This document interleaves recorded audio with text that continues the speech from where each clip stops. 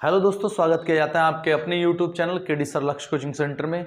दोस्तों स्वस्थ होंगे, भरपूर होंगे और ज़िंदगी का मज़ा लेते होंगे।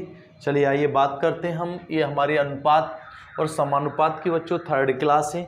देखिए इस टाइप के क्वेश्चंस को कैसे किया जाता है।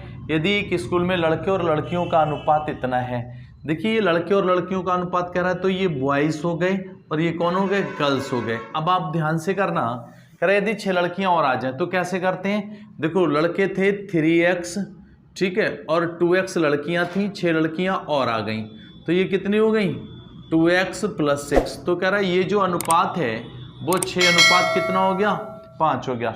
देखिए बाहरी बाहरी की गुणा करते हैं और अंदर अंदर की गुणा करते हैं। और ये मैंने कॉन्सेप्ट आपको बताया था, मैंने कहा था बाहरी बाहरी की गुणा और अंदर अंदर की गुणा कैसी होती है, बराबर होती है। करो 5 15x और 6 दूनी 12x। आपको पता है 15 और 12 का अंतर आपको समझ में आ रहा है, तो हम बोलेंगे 3x।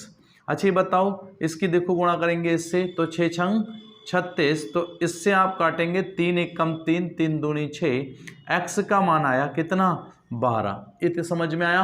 अब आपसे क्या पूछ रहा है, कह रहा है लड़कों की संख्या बताओ, और लड़कों की संख्या आपने कितनी मानी है, 3x। तो 3x का मान पूछ रहा है, बताओ लड़कों की संख्या कितनी हो जाएगी।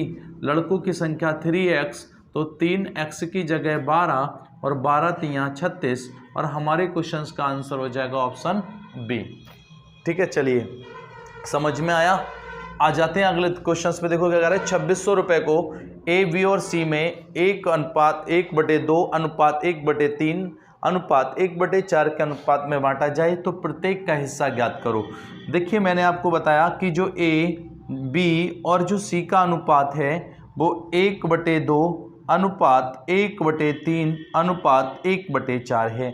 मैंने आपको इस टाइप के क्वेश्चंस में बताया था कि सबसे पहले आप एलसीएम लेके एलसीएम की सब में गुणा किया करो। एलसीएम कितना आ रहा है, 4 3 12 की इसमें गुणा, 12 की इसमें गुणा और 12 की इसमें गुणा, 2 छंग 12, 3 चौक 12, 4 3 12, 6 कम 6, ये 4 और ये कितना बचा 3, 6 4 10, 10 3 13। मैंने कहा 13 पार्ट का मतलब 2600 हुआ।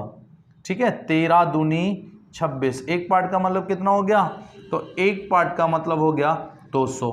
जब एक पार्ट का मतलब 200 हो गया तो 6 पार्ट का मतलब हो जाएगा 1200। अच्छा इसका 200 की गुणा इससे करेंगे, 4 दूनी 800 और इसकी करेंगे 200 से गुणा, तो ये कितना हो जाएगा, 3 दूनी 600।